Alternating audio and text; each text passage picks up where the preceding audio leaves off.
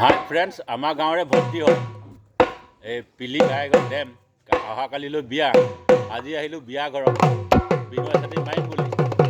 তাকে সকলোৱে like comment subscribe share কৰিব। আমাৰ ডেম ভাইটি হয় গাঁৱৰে। নমস্কাৰ। আমি বিহুৱা ছাতি মাৰিম বুলি আহিছোঁ আজি। মইতো আজিকালি প্ৰতিযোগিতাটো বিৰাট ভাইৰেল ন, এইটো প্ৰতিযোগিতা ভিডিঅ' চাই বিৰাট মজা লাগে। সকলোৱে একদম লাইক কমেণ্ট শ্বেয়াৰ চব কৰি দিব। সকলোৱে লাইক কমেণ্ট শ্বেয়াৰ কৰি দিব।